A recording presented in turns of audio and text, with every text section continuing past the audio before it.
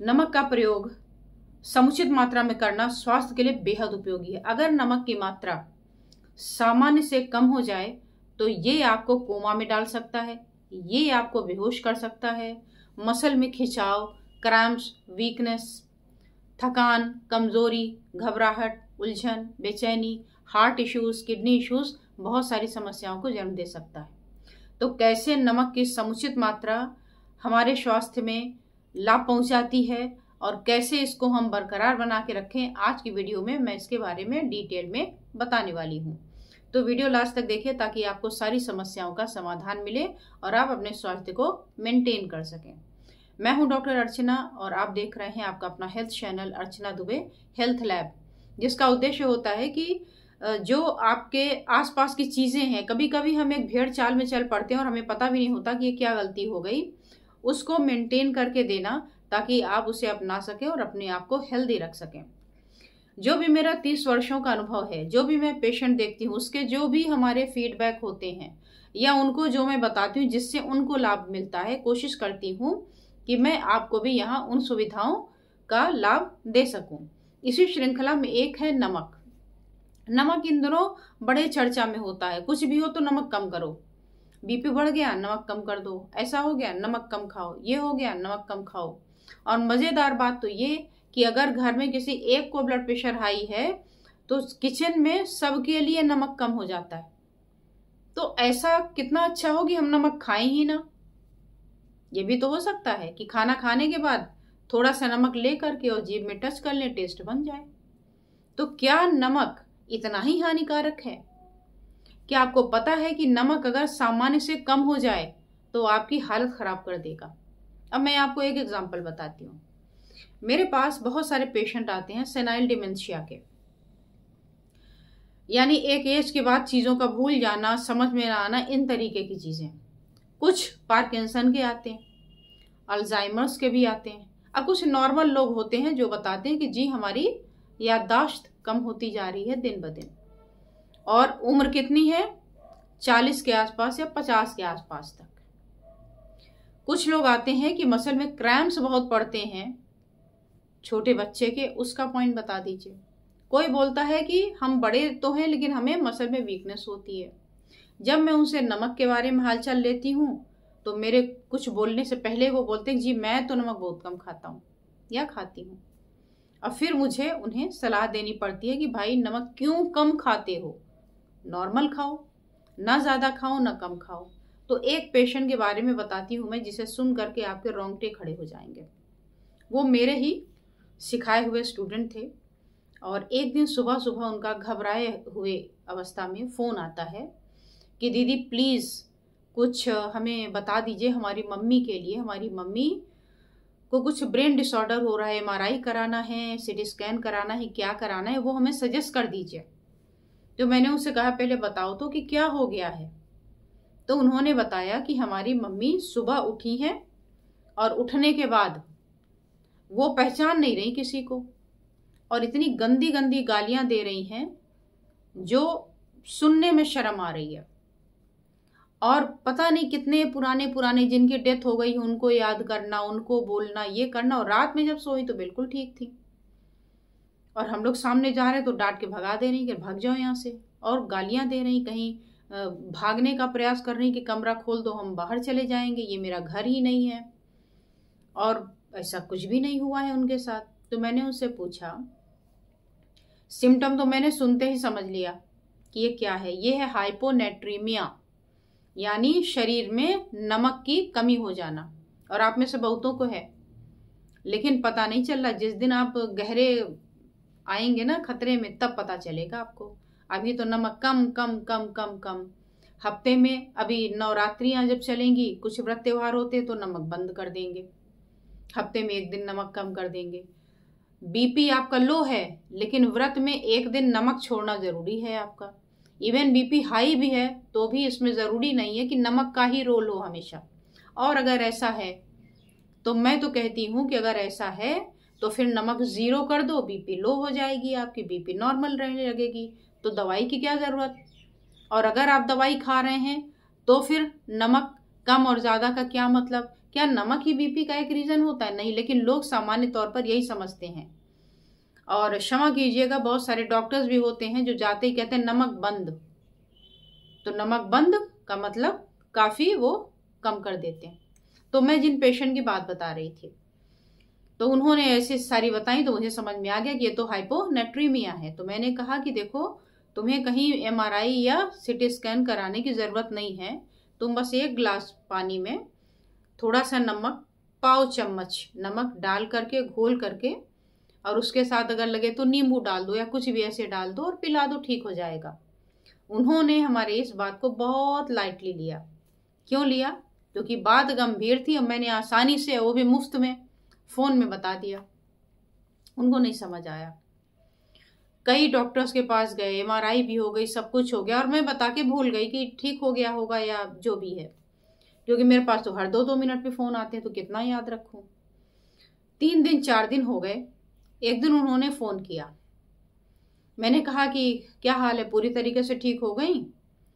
तो वो बिल्कुल हतप्रभ थे। बोला, दीदी आपने जो बात फोन पर सुन के बता दी थी, मैंने MRI करा लिया, आपने तो मना किया था, लेकिन घर वालों का दबाव पड़ने लगा कि ऐसे कैसे डिसीजन ले रहे हो, पहले करा के देख लेते हैं, ब्रेन में कुछ हो गया है, कोई ट्यूमर हो गया होगा, कोई कहे एल्जाइमर शुरू हो गया, कोई कहे सेनाइल डिमेंशिया शुरू हो गया है, बहुत तरीके के डायग्नोसिस बनने शुरू हुए। तो अब उन्होंने क्या किया कि वो यहाँ से इलाहाबाद के टॉप मोस्ट हॉस्पिटल्स में भी गए, सब ने उनको नींद की दवा दे दी, कुछ समझ में नहीं आया। फिर वो एक और हॉस्पिटल में गए, नाम तो मैं नहीं लूंगी, और वहां जाने पर उनको सिंपल सलाइन चढ़ा दिया गया। जो नमक में पानी में घोल के पिलाने की बात कर रही थी, वो उनको इंजेक्शन के माध्यम से दे दिया गया। और उसके बाद वो सो गई, और जब उठी सो के तो बिल्कुल नॉर्मल थी।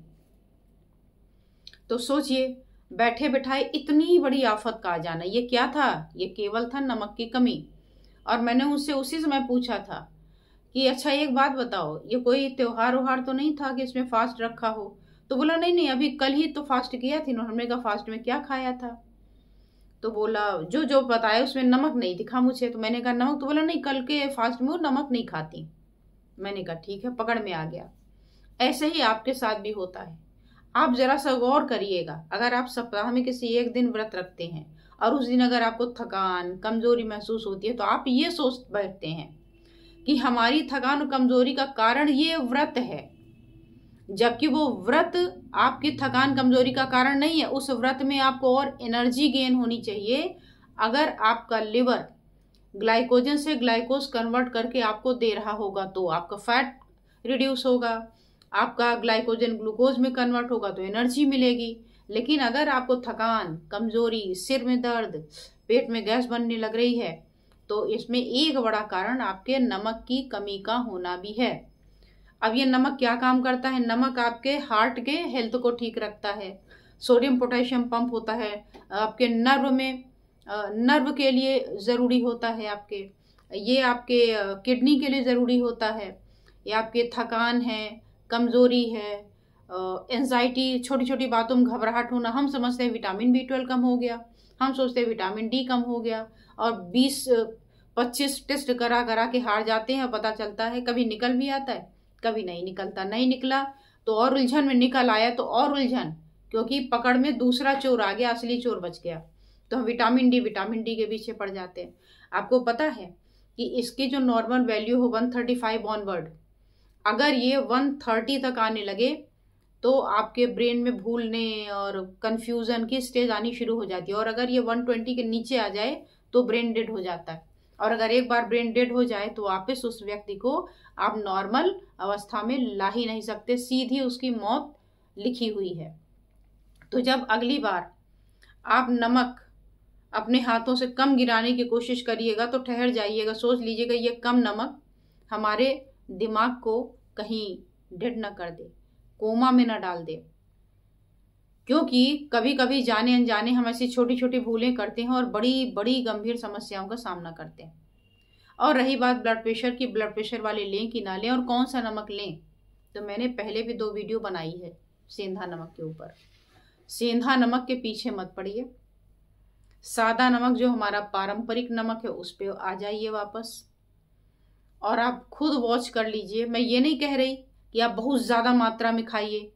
आप सेंधा नमक भी खा रहे हैं तो भी बीपी तो है ही है, और आप जब नहीं खा रहे थे तो भी बीपी तो थी ही। तो इस सेंधा नमक ने आपका क्या ऐसा उपकार कर दिया जिसकी वजह से आप अभी भी उसके पीछे हाथ धोकर पड़े। सेंधा नमक है व्रत वाला नमक, तो व्रत वाले नमक को व्रत वाले दिन ही खाइए, और नहीं तो आपको 365 डेज रखना होगा व्रत, क्योंकि व्रत वाला नमक खाना है। अगर आप मेरी बातों से सहमत हैं तो लिखिए हाँ, हम तो 365 डेज व्रत कर लेंगे।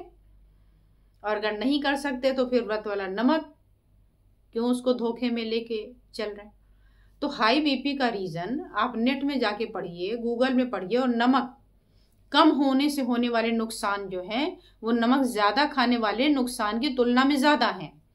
और ये बातें आप मुझ पर बिलीव मत करिएगा, क्योंकि कमेंट में आप लिखने को तत्पर होंगे कि हम भी ये लिख दें कि अरे बहुत से लोग ऐसे बताते रहते, कुछ भी बताते रहते। मैं भी उनमें से एक हूँ कि मैं उल्टा बोल रही हूँ। तो आप मेरी मत सुनिए, किसी और की मत सुनिए, सीधे रिसर्च साइट्स पे जाइए और लिखिए कि साइड इफेक्ट या इसके जो भी डिमेरिट्स हैं, लो सॉल्ट के डिमेरिट्स क्या होते हैं, और आपको खुल करके सामने आ जाएगा। उसको आप ध्यान से पढ़ लीजिएगा, प्रिंट आउट निकाल लीजिएगा और आराम से उसको सोचिएगा, देखिएगा कि आप अपने जीवन में इस तरीके की छोटी छोटी दिखने वाली इतनी बड़ी समस्या को जन्म दे रहे हैं, और खुद से और डेली नियम से लो सॉल्ट ये, लो सॉल्ट वो। पैकेट भी लेंगे तो लो सॉल्ट है क्या, मतलब खाना है लेकिन लो सॉल्ट, क्यों लो सॉल्ट है मुझे समझ में नहीं आता। अगर आप मेरी बातों से सहमत हैं तो आप भी बता दीजिएगा हाँ मैं इस बात से सहमत हूं, और अगर मेरी बात से असहमत हो तो भी लिख दीजिएगा कि yes I am disagree with you, और क्यों डिसएग्री है वो भी लिख दीजिएगा। आप लिखिएगा कि मेरा बीपी हाई था जब से हमने सेंधा नमक पे स्विच किया है, मेरा नमक की मात्रा कंट्रोल हुई है, और उसी के साथ ही बीपी भी कंट्रोल हुई है, और हमारी दवाएं भी कंट्रोल हुई हैं। पहले हम 4 गोली खाते थे, अभी 1 गोली खाते हैं। अगर ऐसा कुछ है तो आप लिख दीजिए। अब कहाँ से लिख रहे हो वो भी ज़रा बता दीजिएगा। और वीडियो पसंद आई हो तो लाइक कमेंट शेयर करने के साथ मेरे 2 चैनल हैं ट्रीटमेंट के लिए। एक चैनल है अर्चना दुबे एक्यूप्रेशर का, और ये चैनल है अर्चना दुबे हेल्थ लैब। ये आपको मैंने बता ही दिया था। तो इन दोनों चैनल को एक साथ सब्सक्राइब कर लीजिएगा, ताकि आपको मेरी जो भी वीडियो आए वो आपको तुरंत मिल जाए और आप उसका फ़ायदा उठा सकें। और साथ ही सब्सक्राइब बटन के बाद में ऑल बटन हिट करना ना भूलें, ताकि डेली अपडेट आपको मिलता रहे और आप उसका फ़ायदा उठा लें। तो आज बस इतना ही, फिर मिलती हूँ किसी और विषय के साथ ऐसे ही धमाकेदार टॉपिक में। नमस्कार।